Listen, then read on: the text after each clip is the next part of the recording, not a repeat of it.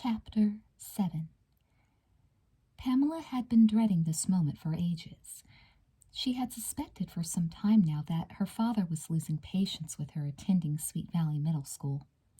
He'd been so bitterly opposed to it from the start that the slightest hitch was all he needed to decide that she ought to go back to Ridgedale.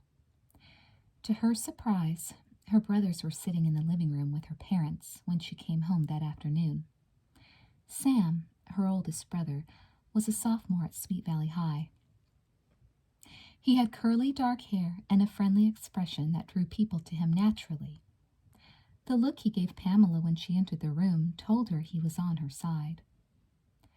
But Pamela knew Denny felt differently. Denny was in the 8th grade, and he had taken his father's side when the family began to discuss where Pamela would go to school. Denny joined every club there was and excelled in every sport. Pamela was ashamed of herself for feeling this way, but sometimes she suspected that he was a little embarrassed to have her in the middle school with him. She knew she wasn't the kind of sister he would have liked to have. He probably would have liked someone like Jessica Wakefield, someone who was a unicorn and in the boosters, not a wimp like Pamela, who had to get an excuse to be late to every class because she walked so slowly. "Pamela," said Dr. Jacobson, "we've been talking about the mini Olympics your class is putting on for the lower school next Friday. Why didn't you mention it to us? If it hadn't been for Denny, we never would have known about it." Pamela blushed. I guess I was just waiting to tell you about it when it got a little closer," she said faintly. Mrs. Jacobson's dark eyes looked concerned. "Honey, we're not trying to grill you. Your father was just afraid that you'd been excluded from it, that's all." Pamela's eyes burned with tears. Bad as it was being left out of things, it was a million times worse having to tell her family every time it happened. "The Olympics are really athletic," she said, swallowing hard over the lump in her throat. "I've been thinking about trying to get involved in other ways, like working on the special edition of the class newspaper." Dr. Jacobson looked at her with a sad frown on his face. "Pamela, we don't want to put you on the spot. It's not your fault that you can't participate. We're only trying to learn more about what life has been like for you at the middle school so we can come to a rational decision about what's best for you." Rational, Pamela thought miserably. Her father always used that word. Maybe it was because he was a doctor, and he thought the best approach was to find out what was wrong and then think of the most reasonable way to fix the problem. She knew deep down that it probably wasn't rational to want to stay at Sweet Valley Middle School so badly. At Ridgedale, she got so much more attention. There were only 8 or 10 students in each class. At Ridgedale, she didn't have to take any risks. She could finish middle school at Ridgedale and go on to Parker Academy, the high school for disabled students. That way, she would never have to feel hurt and embarrassed about trying to do things that were too hard for her. But that wasn't what Pamela wanted. She wanted to take a risk. She wanted to prove she could do something difficult, that for once she didn't need to have things cushioned and protected for her. Pamela had always longed to be treated the way Denny was treated. No one ever gave him a break. They expected things from him, and he lived up to expectations. He got good grades, he had lots of friends, he was good at games. Denny had won 3 blue ribbons at the mini Olympics the year he was in the 6th grade. "Your father is afraid you're isolated from people at school," Mrs. Jacobson said, putting her arm around Pamela. "He's afraid you haven't really been meeting very many people. But you're making friends, aren't you?" "Yes," Pamela said, "I am." "Why aren't they coming over to the house?" Dr. Jacobson asked. When Pamela's face fell, he added, "I'm really not trying to hurt you, honey. I just want to find out a little more about what your life has been like there. Can't you tell me?" Pamela sighed. "I guess things are moving kind of slowly," she admitted. "But I'm shy, too. It's not easy being in a new school. It never is." "Pamela," her father said softly, "how much time do you think you ought to give it? We want to be supportive of you, but we don't want to see you get hurt." "We said a year," Pamela cried, anguished. "You promised I could stay for all of 6th grade." "But we didn't know what it was going to be like then. Any of us," her father reminded her. I'm just wondering whether you still want to stay all year or whether you'd like to consider going back to Ridgedale sooner, maybe next month." Pamela's lower lip began to tremble. "I want to stay," she whispered. Her mother hugged her, sympathetic tears welling up in her eyes. Denny looked disgusted. "You're making a big mistake," he declared.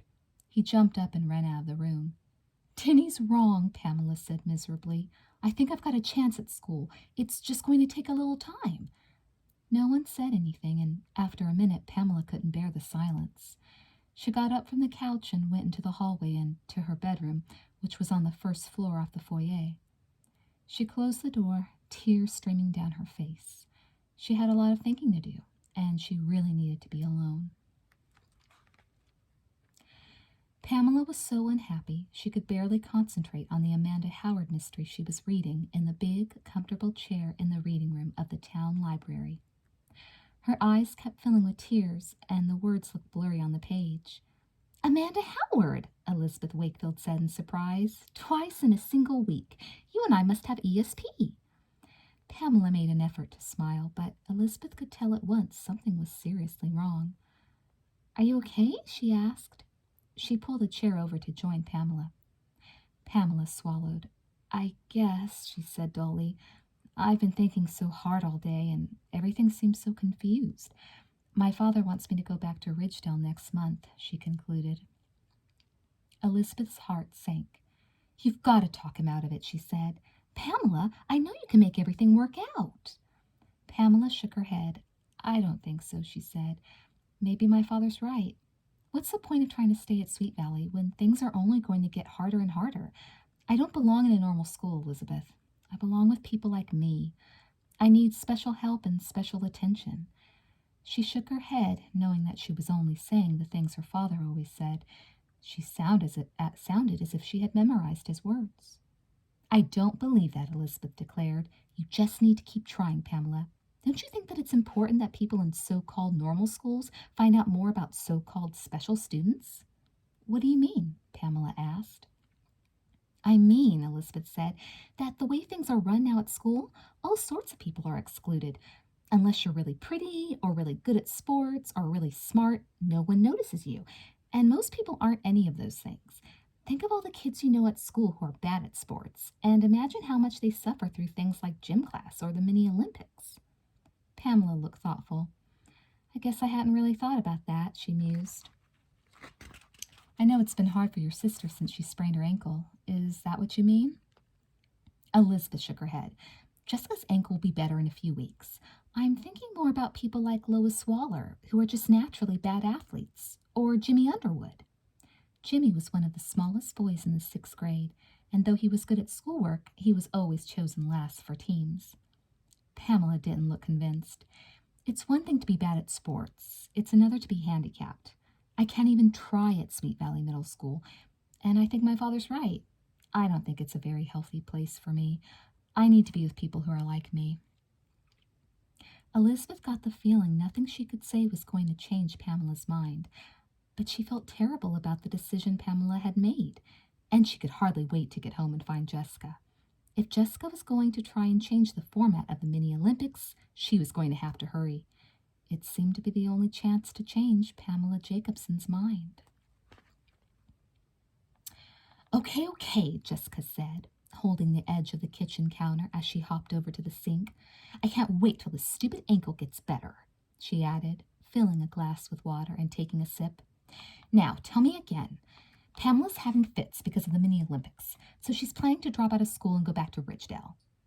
"Her father wants her to go back as soon as possible," Elizabeth said gloomily. "I feel terrible for her, Jessica. I think you should get her involved in the new Olympics committee."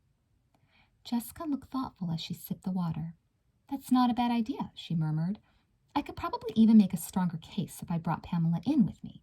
That way Mr. Butler and Miss Ulrich would really feel sorry for her, and he'd be way too embarrassed to say we shouldn't consider her feelings if she's standing right there." "You'd better be careful," Elizabeth warned. "Pamela's very sensitive." "I know that," Jessica said. "Pamela and I have been spending a lot of time together, remember? We sit next to each other on the sidelines in gym." "Well, I think it's a great idea," Elizabeth said. "When are you supposed to meet with the committee?" I called Mr. Butler and asked him if we could hold an emergency meeting tonight. The mini Olympics are only a week away, and if we're going to change the plans, we've got to get it going. Good, Elizabeth said, and I'm going to talk to Mr. Bowman and see if he can help me to get Pamela to work on the special edition of the Sweet Valley Sixers. She pulled her blonde hair back from her face with both hands, the way she often did when she was thinking hard about something important. I think if we can get Pamela involved in things, maybe she'll forget all about Ridgedale. Jessica didn't comment. She didn't really care where Pamela Jacobson went to school. She just wanted to make sure that she got back control of the mini Olympics. And that she made Leela Fowler realize once and for all who was really in charge. Chapter 8. Half an hour later, Jessica was ringing the doorbell of the Jacobsons' house. She hoped she'd be able to get Pamela to come to the meeting with her. It had been so difficult getting over there.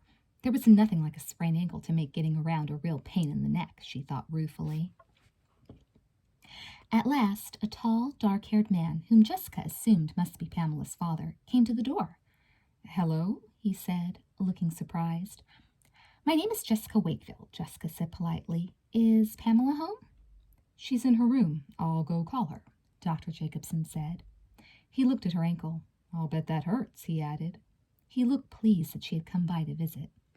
Jessica nodded. Her eyes brightened as she caught sight of Denny Jacobson in the front hall. "Hi, Denny," she said warmly, getting into the house with an effort. Denny was one of the cutest boys in the 8th grade. And Jessica, who loved to flirt, suddenly realized there might be advantages to spending more time with Pamela. Denny smiled at her.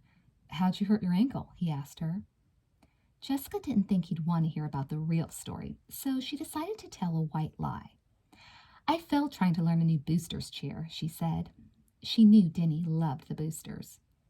Unfortunately, Pamela came out just then, so her conversation with Denny was interrupted. "Hi, Jessica," she said, looking even more surprised to see her than Dr. Jacobson. She gave her father a little glance, as if to say, "See, people do come by to see me."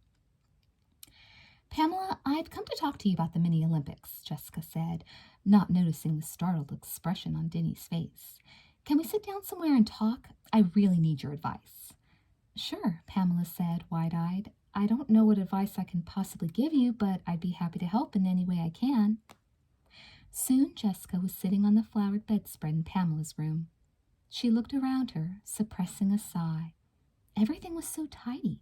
It was as bad as Elizabeth's bedroom. No posters of rock stars, no jumble of clothing on the floor, nothing to make it look comfortable and lived in, like Jessica's own bedroom. Still, she hadn't come over to inspect Jacobson's house. She didn't have much time, and she'd have to go to work on Pamela right away. "Has Elizabeth talked to you about the Olympics being unfair?" Jessica asked, getting right to the point. "A little," Pamela said, "but I don't really see what can be done about it. Contests are always unfair. If they were fair, they wouldn't be fun." Jessica frowned. "I don't know about that. Sure, we need to have competition, but doesn't it seem like the events should test different kinds of skills instead of being all sports? The way Leela has things planned now, people like you and me are left out in the cold." "I didn't know Leela was the one who wanted it that way," Pamela said, surprised. Jessica looked at her sadly. "It's hard to believe, isn't it? She seems so nice and everything. Believe me, Pam, I've done everything I could to get the committee to be more open-minded." She lowered her head confidentially. "Just between you and me, it's reaching the point where I think Leela and I are going to have some kind of showdown." "Wow," Pamela said, her eyes wide. "But I need your help," Jessica added. "First of all, I don't know much about special kinds of races and stuff. I figure you guys must have had things like Special Olympics at Ridgedale, right?" Pamela nodded. "Sure, we had wheelchair races and a whole bunch of contests that anyone could do. You know, things involving brain power more than strength." "That's exactly what I was thinking of," Jessica cried. "We could even have a race where everyone had to use crutches," she added slyly. Jessica was sure by next Friday she'd be good enough on crutches to beat anyone in the 6th grade. "But do you really think the committee wants to change the mini Olympics?" Pamela asked. "I thought everyone was happy with things as they were." "Oh, I guess some people were," Jessica said, ignoring the fact that before she'd sprained her ankle, she had been more than happy with the events that had been planned. But it doesn't matter if people are happy with the events, Pamela. People need to learn. They need to realize that not everyone can throw or run really fast or climb ropes. She was getting warmed up to this idea now, forgetting she had taken it from Elizabeth. You're really amazing, Jessica, Pamela said, looking excited. If you can pull this off and convince them to let you make some changes, of course I can pull it off, Jessica declared. She gave Pamela a quick look. I mean, we can pull it off, she amended. Pamela, I think Mr. Butler and Miss Ulrich would be much more likely to think about the changes I suggest if you come along with me to the meeting tonight. We have to make them see just how unfair they've been. Will you do it? Will you come with me? Pamela thought it over. I don't see why not, she said. It sounds like a really good idea, Jessica.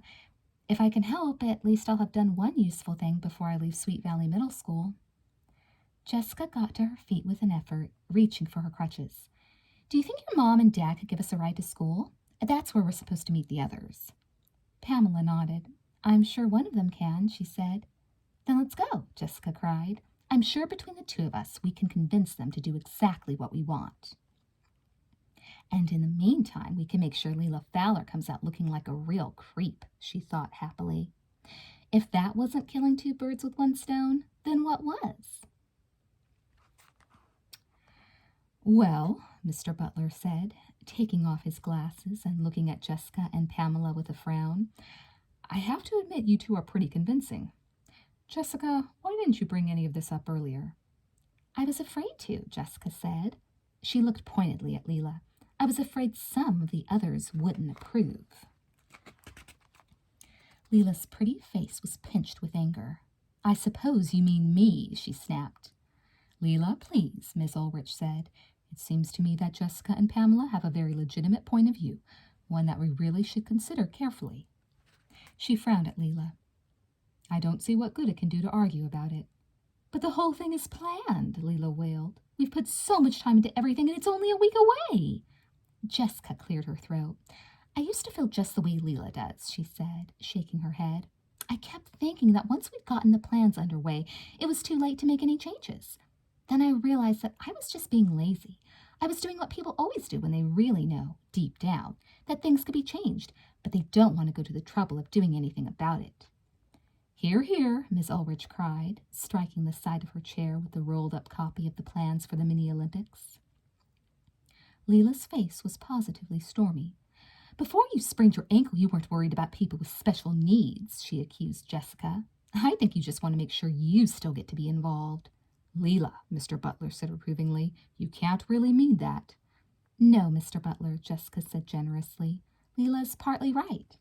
Until I sprained my ankle, I didn't realize what it's like to trying to do simple things in a world made for people who don't need crutches or wheelchairs. Just 1 week of trying to get around like this has made me realize how unfair our whole world is. She shook her head, beginning to throw herself into the dramatics of the speech now. Soon she had given a lengthy description of the ways in which handicapped people were treated with prejudice by the rest of so-called normal people. Her performance was so stirring that even Mr. Butler began to look misty-eyed. Only Leela continued to glare at her. Well, Jessica, as far as I'm concerned, you have my permission to make any changes you think appropriate, Mr. Butler said. What do you think, Miss Ulrich? Miss Ulrich was clasping her hands, beaming. I think these two girls deserve special recognition, she declared. Jessica Wakefield, I'm going to see that you get the PTA Civic Service Award. You are an amazing young woman, and you truly deserve a commendation. Leela pouted, her lower lips sticking out, the whole time Pamela and Jessica arranged with Mr. Butler to meet the next day to begin rethinking the mini-Olympics. She waited until the adults had left the room before telling Jessica what she thought. You're a rotten creep, she said furiously. You knew I was doing a great job getting things in shape. Why did you have to butt in? Leela, Jessica said reprovingly, you're making it sound like I have selfish reasons for wanting these changes. Remember what Miss Ulrich said. It's the good of the whole school that Pamela and I are thinking of. Isn't that right, Pamela? Right, Pamela said, glancing at the plans for the mini-Olympics with a frown. She wasn't very interested in the argument Leela and Jessica seemed to be having. She was much more interested in the replanning of the mini-Olympics. In fact, she could hardly wait to begin. Stephen, Jessica called from the kitchen. I know you're giving me the silent treatment, but could you come out here and help me carry this? I can't carry a snack and use my crutches at the same time. I'm through with not talking to you anyway, Stephen said, coming into the kitchen and taking the bowl of popcorn from her. He popped several pieces into his mouth. I've been having premonitions again, he added smugly. Something tells me you've been up to trouble. I thought you were through with ESP, Jessica grumbled, following him into the family room. It's back. Can I help it? Stephen said. Jessica decided the best thing to do was to ignore him. Instead of discussing his ESP, she told him about the meeting that evening and the changes she and Pamela were going to make in the mini Olympics. My ESP tells me this has something to do with your ankle, Stephen said dryly. Like the fact that you want to make sure you've still got a shot at winning some events, right? Jessica gave him a cold look. That isn't right at all, she told him. For your information, Ms. Ulrich happens to think I should get the Civic Service Award from the PTA this year. Stephen groaned. Civic service my foot, he said sarcastically. The only service you care about is Jessica Wakefield's service. You couldn't be more selfish if you tried. Be quiet, Jessica snapped. You don't know anything about it. Personally, she liked the thought of winning an award for caring so much about others. She thought it was an appropriate end to a long, hard task, and she couldn't wait to get started working on the mini Olympics again and show Leela Fowler what real leadership was all about.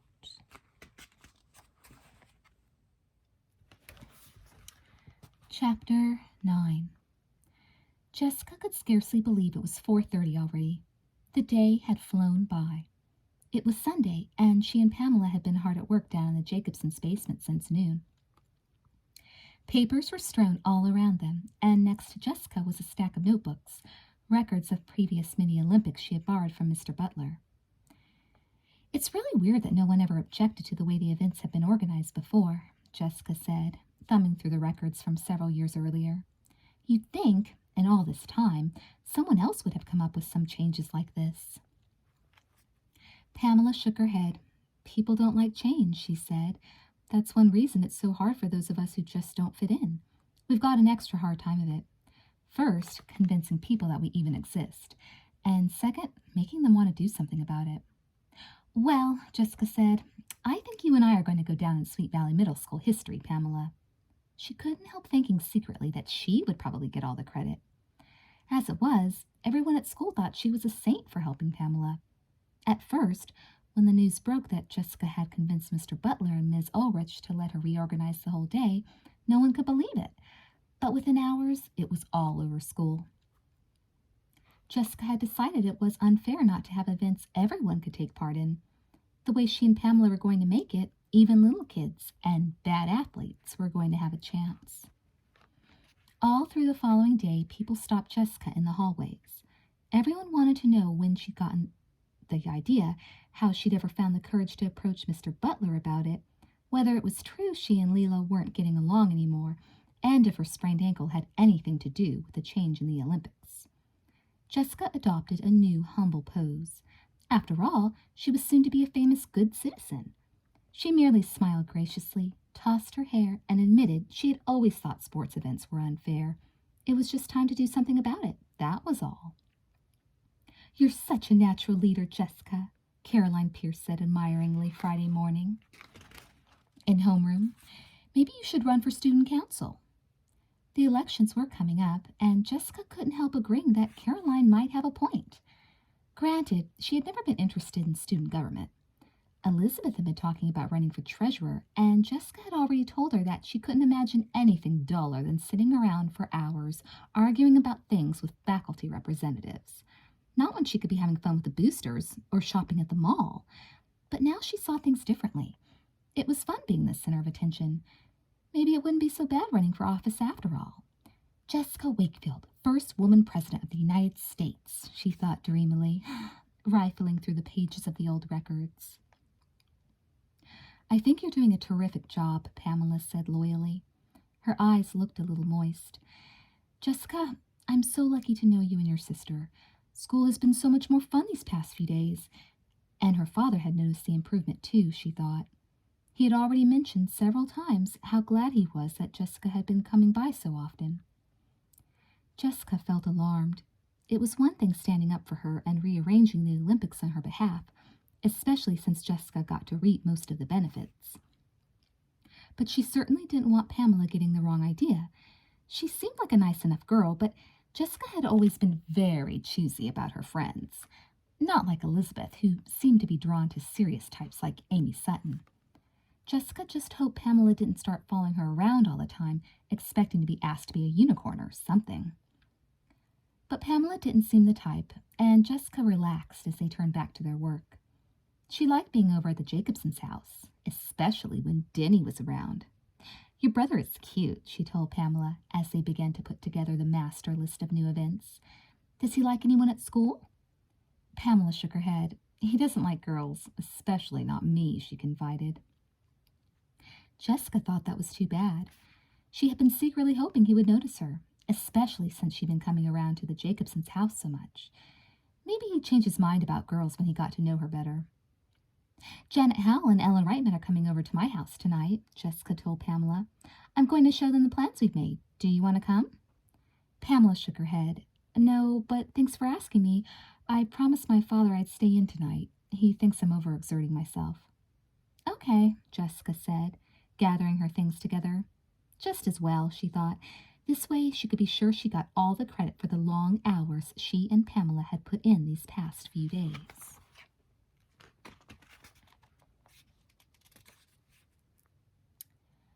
"I didn't know you were coming over too," Jessica said to Leela. She couldn't believe Leela could wear the kind of clothes she did. She looked straight out of 17 magazine in a suede skirt and boots. "I'm sorry," Leela said coldly, sweeping into the house. "Let's go up to my room," Jessica said quickly, catching sight of her brother. She didn't want Stephen to start having his ESP in front of her friends. "See, we've completely reorganized everything," Jessica said proudly once her door was closed and they were all out of Stephen's earshot. "We're still going to have 4 teams, but no one will be allowed to sign up for a specific event. Say you have someone like Winston Egbert on your team, who you know is a good runner. You can't sign him up for the 3-legged race. The way it'll work is this. At the start of each event, a representative from each of the teams will draw a slip of paper out of a hat. Each team member has a number.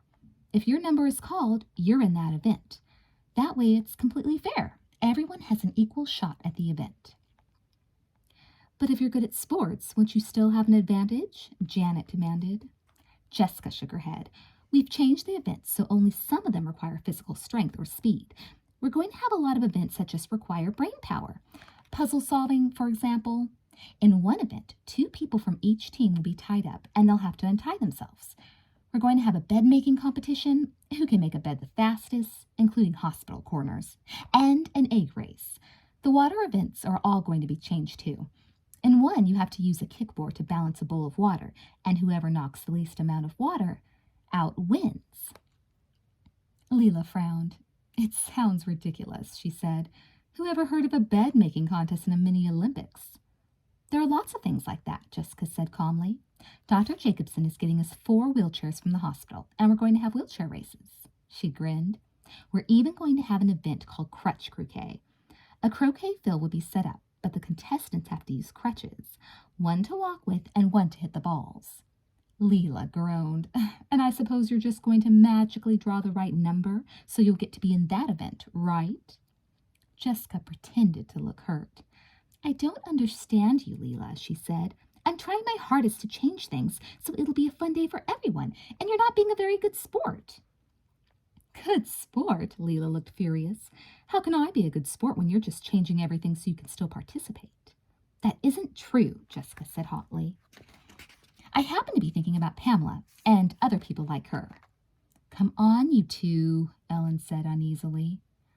"You should have seen Jessica buttering up Mr. Butler and Miss Ulrich," Leela complained. "It was sickening.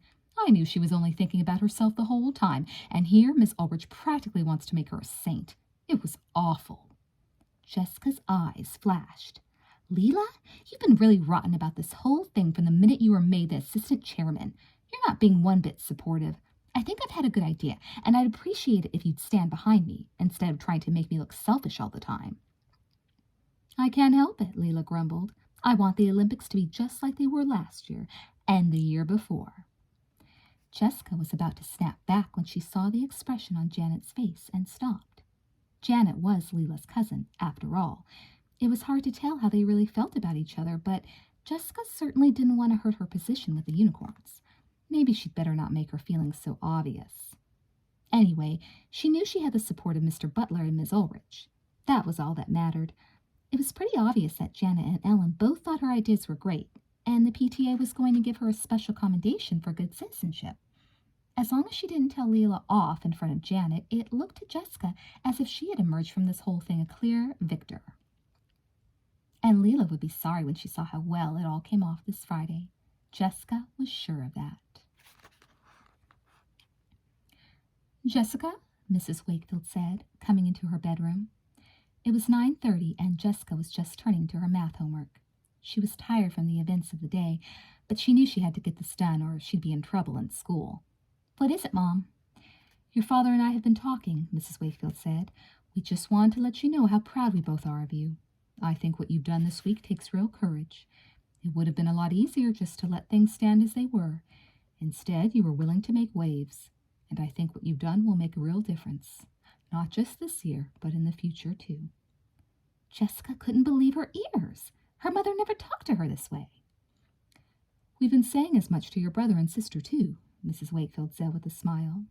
"We told both Stephen and Elizabeth how proud we feel of you, and I'm sure they feel just the same, too." Jessica couldn't believe her ears. "Boy, Stephen must have loved hearing how generous and caring I am," she thought. But she didn't have long to wait before she heard her brother and sister's reaction. "I can't believe what a snow job you've done," Stephen said a few minutes later, when Mrs. Wakefield had gone back downstairs. He and Elizabeth came into Jessica's room looking indignant. "You've sure fooled them. I told them that I'm having the strongest signal ever from my ESP, that the minute your ankle is better, you're going to forget all about the handicapped. But they didn't believe me." "Thanks, Stephen," Jessica said dryly. "Nothing like a big brother's vote of confidence. That's what I always say." She gave Elizabeth an injured look. "You don't believe me either, do you?" Elizabeth didn't know what to say. She wished she believed that Jessica had suddenly turned so good-willed, but she couldn't help thinking there was a grain of truth in what her brother said. Anyway, Jessica's ankle was getting stronger. She had a feeling they'd find out before too long what the true story behind Jessica's new outlook on things really was. Chapter 10. "Do you really think you're going to have time to write a story about the changes you and Jessica have made in the mini-Olympics?" Elizabeth asked Pamela. The two girls were sitting together in the library at school. Elizabeth had been explaining the way the Sweet Valley Sixers worked. Mr. Bowman would want a final draft of the story by Thursday afternoon, so it would be ready for Friday's special edition of the paper. Pamela looked thoughtful. "I've never written this kind of thing before, but I think I can do it. You know, Elizabeth, isn't it weird how one thing leads to another?" "What do you mean?" Elizabeth asked curiously. "Well, I thought about trying to write something for the paper before, but I guess I felt, I don't know. It was as if I didn't want to try because I felt so hurt about being excluded from the things I really did want to do, like the boosters." Pamela smiled shyly at Elizabeth.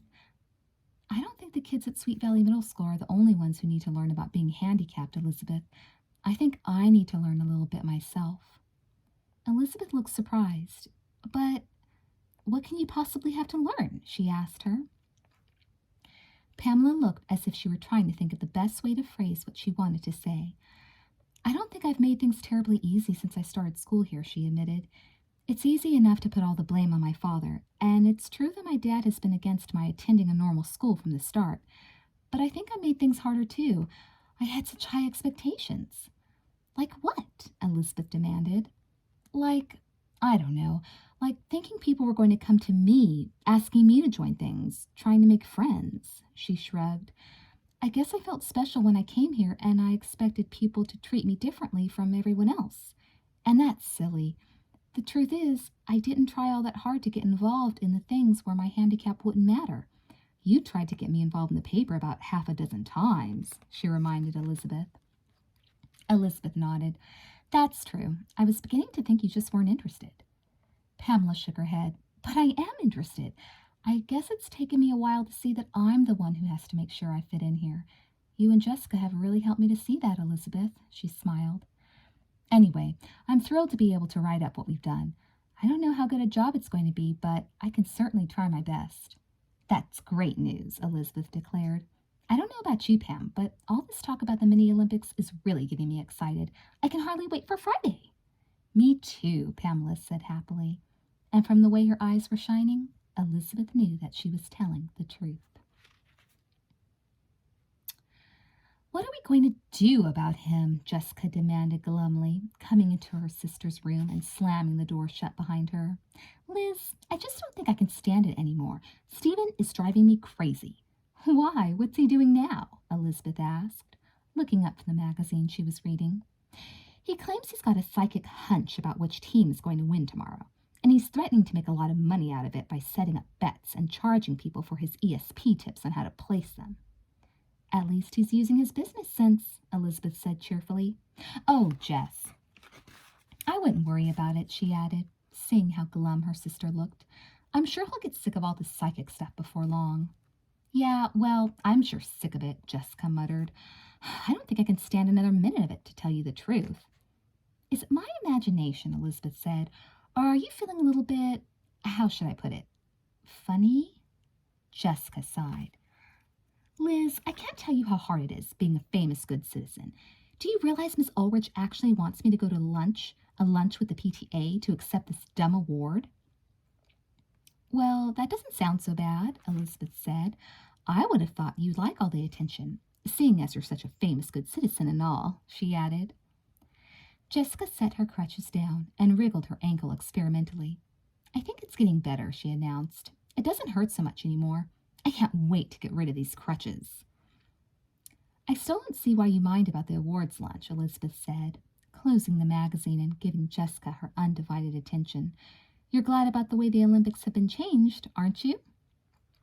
Well, I guess so, Jessica sighed. I'm just sick of being good, that's all. She leaned forward confidentially. What would you say if I told you the only reason I wanted to change it in the first place was because I couldn't stand being left out? Elizabeth pretended to think this over and react with utter horror. I would never believe it, she declared. Not in a million years. Not a supremely good citizen like you, Jessica Wakefield. Jessica frowned, getting back on her feet with an effort. It's boring being a good citizen, she announced, stabilizing herself on her crutches and making her way to the door. I wouldn't be surprised if I got sick of it pretty soon after the Olympics end, she added. Elizabeth hid a smile and turned back to her magazine. She wouldn't be surprised either. In fact, the only thing surprising Elizabeth right then was that Jessica had managed to remain a good citizen even for this long. Mom, Pamela said shyly, coming into her parents' bedroom, can I talk to you for a second? Of course, sweetie, her mother said, looking up at her with a smile. What's up? Are you excited about the big day tomorrow? Pamela nodded. I really can't wait. It's so nice of Daddy to have gotten us the wheelchairs, she added. She toyed with the hair ribbon, wishing she knew how to say what she wanted to say. Are you worried about school? Her mother asked gently. Pamela nodded, her eyes shining with tears. I'm starting to like Sweet Valley Middle School, she confessed. Mom, do you think Daddy might let me stay for the whole year? I really feel like things are starting to get better. Oh, Pamela, her mother exclaimed, hurrying over to engulf her in a warm hug. Honey, it's really your decision. You know your father and I only want what's best for you. If you decide to stay at the middle school, we'll support you 100%. But what do you think the right decision is? Pamela asked anxiously. I don't want to make a stupid mistake. Her mother frowned, shaking her head. I'm not sure I can answer that, Pam. I think you're the only one who knows for sure. I know that it meant a lot to you to try a regular school for a while, and at the same time I've gotten the impression that you've been lonely sometimes. Do you ever miss Ridgedale? Pamela thought very hard. Ridgedale was comfortable, she said at last. I knew everyone. I knew all the rules. Everyone knew the things I wasn't supposed to do, and there weren't any risks. But, I don't know, it wasn't very challenging. I like having to try, she concluded helplessly. Mrs. Jacobson hugged her again. I admire you for that, she murmured. You're a real fighter, honey. You always have been. The doctors say that's what saved your life the 2 times you had operations on your heart." She held Pamela away for a minute, inspecting her with misty eyes. "Who knows? Maybe you're fighting for your life in a way this time, too, and your father and I never knew it." "Oh, Mom," Pamela said, throwing her arms around her and feeling tears flow down her cheeks. "I want to stay at Sweet Valley Middle School," she said at last. "I want to try my hardest and see if I can make it." "Pamela, if anyone can, then you can," her mother told her, her own eyes wet. They were both quiet for a minute, obviously thinking the same thing. "There's still your father to talk to," Mrs. Jacobson said. The two of them sighed at the thought. "Maybe tomorrow will help convince him," Pamela said hopefully. "He's coming to the mini Olympics, isn't he?" Mrs. Jacobson nodded. "I hope you're right," she said at last. "I don't know why he's been so stubborn about your leaving Ridgedale." Pamela didn't know either. She just hoped her father really would leave the decision up to her, especially now that she felt she knew, for the very first time, where she wanted to be. Chapter 11. Jessica couldn't believe it was finally Friday, the day. Her worries about being a good citizen completely disappeared as she finished getting dressed, tying a purple ribbon around her ponytail so the unicorns would know she was remembering them. She was getting a ride from Pamela's mother to the lower school, where the festival was being held. She had to admit Pamela had been a lot of help over the last week. Pamela had lots of good suggestions and was really good at organizing things. Leela, of course, had been nothing but trouble ever since the Olympics had been changed, but then Jessica expected as much. By 9:30, everyone had arrived at the lower school playground, where team assignments were being made. Mr. Butler read names off from the computer printout made the day before. The classes had all been divided into 4 teams. Jessica and Pamela were both on the blue team. Elizabeth was on the black team, Ellen Reitman was on the white team, Leela, Janet, and Ken Matthews were all on the red team. Amy Sutton shrieked with joy when she found out she was on the same team as Elizabeth. Finally, the activities got underway. Mr. Butler was the head referee, and he announced the opening events. The day was divided into 3 parts. First, there was a talent competition. Each team had to write a song and make up a short skit. These would be judged by Ms. Ulrich and other members of the PTA before lunch. Next, there would be an hour of brain power. Tents stocked with games were set up in the fields. There were puzzles, word games, spelling bees, a password competition, and a junior version of Wheel of Fortune. Then the final part of the competition would begin. This last phase would involve many of the events Pamela and Jessica had thought up. The wheelchair races, crutch croquet, the 3-legged race, egg balancing, pool events, among others. Jessica was banking on being a contestant in crutch croquet. She thought she'd win hands down. Not wanting to leave it to chance, she had already convinced Mr. Butler to let her take care of drawing the numbers for her team.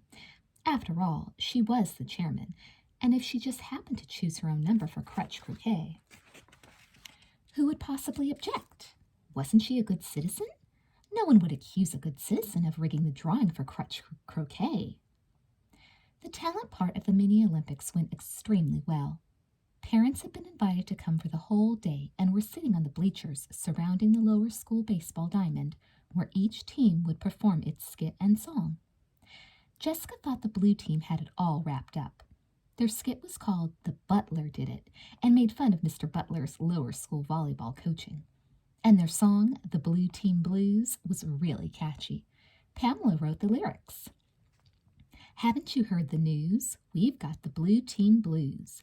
You wake up in the morning and you're feeling out of sorts. You don't like dancing and you're tired of sports. What are you going to do? What are you going to choose? You know what you've got. You've got the blue team blues."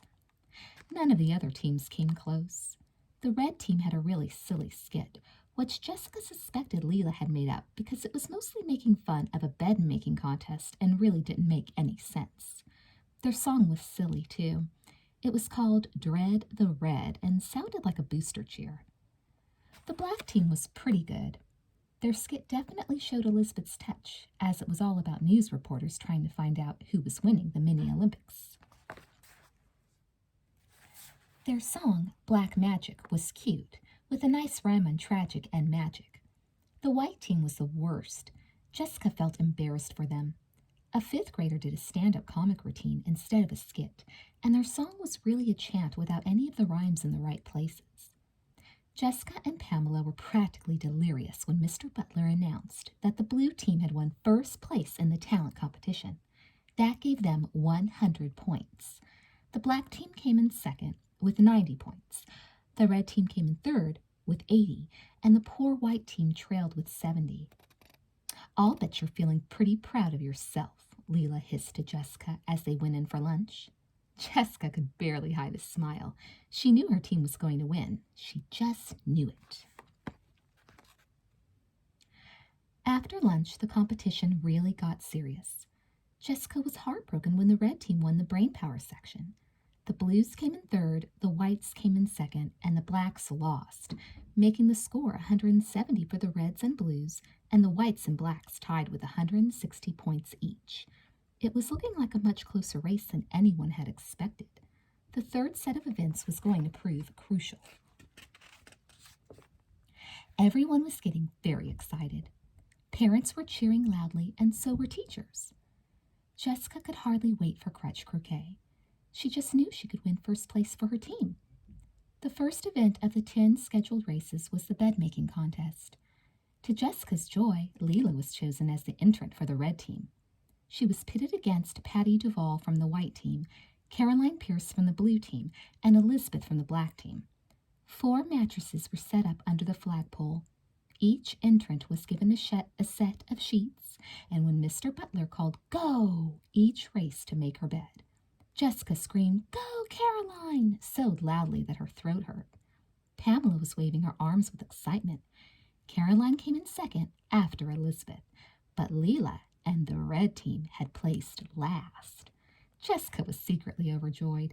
She knew she would never forget the blistering look Leela gave her as she tromped off the field, still holding her top sheet in her hands.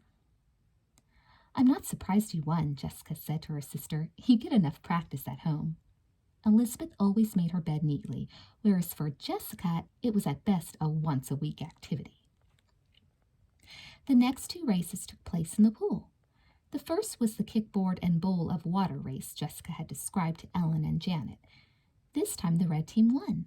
The red and the blue teams were really neck and neck. The blue team, however, won the third event. This race was Pamela's idea. Called the water walk, it required that each contestant get in the water and walk across the shallow end of the pool, balancing an egg on a spoon at the same time.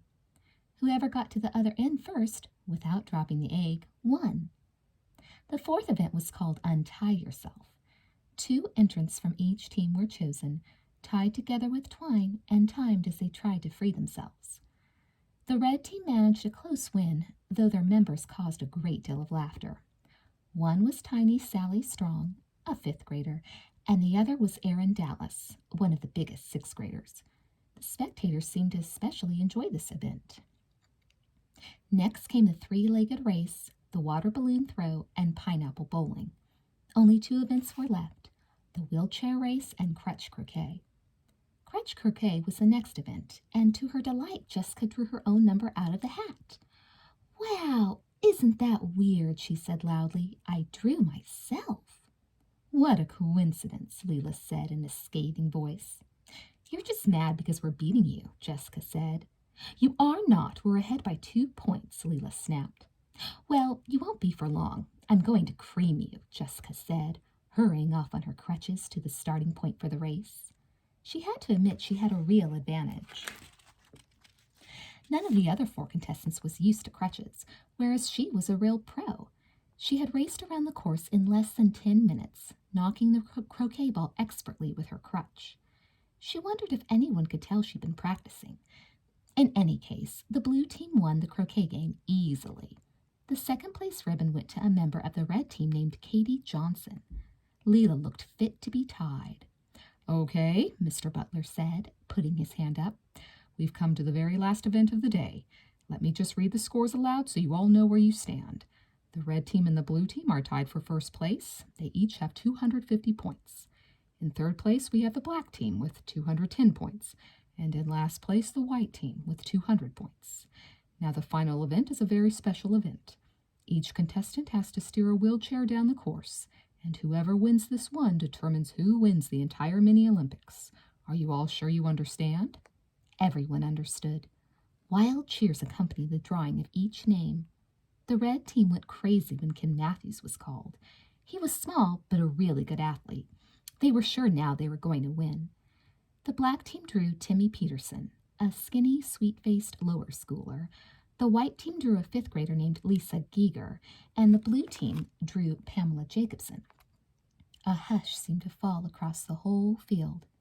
"Good luck," Jessica said solemnly to Pamela, shaking her hand. We've got it all wrapped up," Ken Matthews said in disgust. "It isn't fair, letting me take on two little kids and a—" He looked at Pamela, then away again. "It's okay," Pamela said evenly. "I don't think it's unfair, Ken." She winked at Jessica. "In fact, I wouldn't get overconfident if I were you." She walked over to her wheelchair and sat down, giving Mr. Butler a big smile. "And they're off," Mr. Butler called a minute later. The crowd went into a screaming frenzy as they cheered on the four contestants. Racing in a wheelchair proved to be much harder than anyone could have guessed. Pamela was ahead of Ken by about a foot, and Jessica was screaming, "Go, Pam!" so loudly she thought she'd never be able to talk normally again. Someone else was yelling louder than she was, though. It was Dr. Jacobson. He was cheering so loudly from the bleachers, the whole field seemed to reverberate. Suddenly it looked as if Ken was closing in on Pamela. He was. He was closer, right up next to her, and then passing her. Jessica's heart pounded. Ken was inching past Pamela, inching past her, and then it happened. He caught his hand in the spokes, lost his momentum, and fell behind as his wheelchair veered to the right. The crowd went wild. Pamela crossed the finish line first. She had won the race and the mini Olympics for the blue team. The frenzy that accompanied Mr. Butler's whistle was unbelievable. It was impossible to tell who was hugging whom. Everyone was jumping up and down and shouting, and Jessica thought her ribs would break as her teammates surrounded her. She knew she had to give special thanks to Pamela, and she made her way through the crowd. Dr. Jacobson lifted Pamela up on his shoulders. He was beaming, and next to him, Denny was patting Pamela's leg over and over again, saying, "Way to go! I knew you could do it all along." Jessica hoped she wasn't all sweaty from crutch croquet. Denny was so cute. "Pamela, you were wonderful," she said, smiling up at her.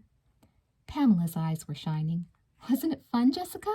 Thank you so much for letting me show I could do it. Daddy, tell Jessica what you just told me." Dr. Jacobson grinned. "I guess I got a little bit of an education today, too," he said to Jessica. "When I saw Pamela out there, I realized I'd been trying too hard to protect her." He shook his head, "especially when it's obvious she can take perfectly good care of herself." "Daddy says I can stay at Sweet Valley," Pamela told Jessica, her smile glowing. "That's great," Jessica said, shifting a little on her crutches. "I've got to go now," she added, catching sight of Miss Ulrich talking to Mr. Butler. She was sure they were talking about what a model citizen she was, and she supposed she would just have to go over and let them tell her what a great job she had done. All in all, it had been a wonderful day, and Jessica knew it had meant a lot to Pamela, too. The best thing, Jessica thought, was that everything had turned out just the way it was supposed to. Namely, that Leela Fowler and her team had lost, and Jessica Wakefield had gotten all the glory. Chapter 12. "Look!" Jessica exclaimed triumphantly, walking into the sunny kitchen and displaying her empty hands. "No crutches!" Stephen and Elizabeth were eating pancakes. It was Saturday morning, over a week since the mini Olympics. Elizabeth's eyes widened. "I can't believe it," she said. "Doesn't it hurt to put weight on it?" Jessica looked scornful. "Not much. It was only a little sprain," she added, opening the refrigerator and studying the contents. "Only a little sprain?" Stephen mimicked. "Here we've heard about nothing else for weeks. Didn't I tell you, Liz? The minute her ankle gets better, she forgets all about being handicapped." Jessica made a face, still inspecting the refrigerator's contents. Don't be a baby, Stephen. I don't need to be injured to be, what was it Miss Ulrich said at the PTA lunch? An unusually considerate young lady. You'd need a head injury to mistake Jessica Wakefield for a considerate young lady, Stephen retorted. Jessica, Mrs. Wakefield said, returning to the kitchen, are you going to take something out of there, or are you just cooling off the kitchen? Elizabeth giggled. She loved it when her mother teased Jessica. Elizabeth couldn't help thinking that everything had turned out extremely well. Pamela Jacobson was like a new person since the mini Olympics. Her story had been included in the Sweet Valley Sixers, and everyone agreed it was great. Very moving and well written. Pamela was even talking about joining the newspaper staff. She had definitely decided to stay at Sweet Valley Middle School, and after her heroic victory the week before, she had her father's complete support. It was apparent how much the day had meant to Pamela. She was really beginning to come out of her shell and had even made suggestions in gym class for games that she could participate in. Now that Pamela was learning to speak up for herself and her needs, Elizabeth knew she would be fine. What are you guys doing today? Jessica asked, bringing a box of cereal over to the table and pouring herself a generous bowl. Stephen closed his eyes, pretending to concentrate. Wait, he said, I'm seeing something. It's faint now, but it's getting clearer and clearer. It's... I can't stand it, Jessica said, rolling her eyes. Stephen, do you have any idea how stupid you look right now? I'm seeing what your day looks like, Stephen told her. Something tells me it's going to be unbelievably dull. Jessica gave him a lofty look. The truth was, she was going to spend the day with Ellen Reitman. They were going to watch the new music video her older brother had just bought, and then meet Jana and Leela at the mall. Jessica and Leela were still a little cool to each other, but Jessica had been thinking it was almost time for a truce. After all, she could stand to be generous. She was the one who had come out of the mini Olympics with all the glory. Your ESP isn't working anymore, she told Stephen, pouring milk over her cereal. You couldn't be further from the truth. Elizabeth had to agree. That was one thing about her twin sister. Wherever she was going and whatever she had planned, one thing was certain. Jessica's day sure wasn't going to be dull. I don't think I like the girl's toy car has been using in their videos, Ellen complained. She and Jessica were in the living room of the Reitmans' spacious stucco home. Jessica loved the Reitmans' house. It was older than most of the homes in Sweet Valley, and it had high ceilings, large fireplaces, interesting little nooks and crannies. And the Reitmans had a great living room with wooden floors, perfect for practicing dance steps. What are you going to buy at the mall this afternoon? Ellen asked. I wouldn't mind a pair of earrings like the lead singer in Toy Car has. They're really cool. Your mother would die, Jessica said with a smile. She was about to add something when they heard footsteps approaching from the foyer. Hey, Ellen, Ellen's little brother Mark said, his face streaked with tears. I need your help. What is it? Ellen said, not sounding overjoyed. Mark was 9 years old, and it seemed like he had a new crisis every minute. It's Leon. Whiskers ate him, Mark said sorrowfully. Who? Jessica said in a low voice, is Leon. Leon is Mark's pet parakeet, Ellen said. Was, Mark said. I hate that dumb cat. I just left Leon for 1 second while I was looking for his birdseed, and Whiskers jumped right in the box and... Try not to think about it, Ellen said, getting to her feet and patting him comfortingly on the shoulder. What are you doing with that? She added, peering into the cardboard box. I want to bury him, Mark told her. Will you help me? Ellen rolled her eyes at Jessica. Come on, Mark. You don't want to bury him. Let's just take the box outside. And Mark started to cry in earnest. I want to bury him, he cried. Oh, all right, Ellen said crossly. Come on, Jessica. It looks like we're going to have to perform a funeral before we can go to the mall. She turned off the VCR, and she and Jessica trailed Mark out to the backyard. For the next 10 minutes, they followed Mark around while he selected the perfect resting place for Leon's remains. Ellen, who had her father's gardening shovel in her hands, started to look annoyed. This is really morbid, Mark, she said at last. If we're going to do it, let's just do it. Jessica and I have to go someplace. Okay, Mark said at last, stopping under a tree at the end of the yard. Right here. Ellen came over and handed him the shovel. You dig, she instructed. Okay, Mark said, but first I have to read the service. Oh boy, Ellen said, throwing herself down on the grass. Jessica sat down too. Mark read out loud from something he had written on a piece of paper in his pocket. He described Leon in great detail. Where Mark had bought him, how much he cost, what kind of food he liked. It's too bad Leon died before he learned how to speak, Mark added, looking mournful. Jessica and Ellen clapped respectfully. Now, why don't you start digging? Ellen instructed. Mark started to dig. I think I hit a root or something, he said a minute later. The shovel is sticking. Just keep digging, it'll be okay, Ellen said, not really paying attention. Maybe it's a rock, Mark said. The shovel is sticking against something. Listen, it's making a funny noise. Jessica looked interested. She had heard Elizabeth describe something like this from one of the Amanda Howard mysteries she was always reading. Let me try, she said, taking the shovel from Mark. Sure enough, the shovel struck something hard. It sounded like metal. Jessica dug deeper, and after several minutes of exertion, she had cleared away enough dirt to see the edge of something made of gray metal. It's a box, Mark cried, peering down into the hole. Ellen and Jessica exchanged glances. Back up, Mark, Ellen said. Let me see it. Soon she and Jessica had lifted the small metal box from the hole and brushed the dirt off it. It wasn't very large, but it was heavy and securely locked. Wow, Mark said. It's buried treasure. Jessica gave Ellen a significant look. Mark, Ellen said, I think we should bury Leon now. We'll worry about this later. She put the box down beside her. Mark eyed it uneasily. We can wait to bury Leon, he told her. I want to open the box. Later, Ellen said.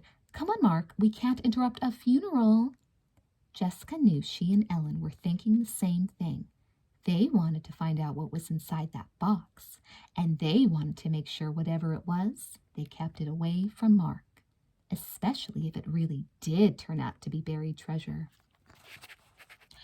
What is inside the box? Find out in Sweet Valley Twins number 11, Buried Treasure.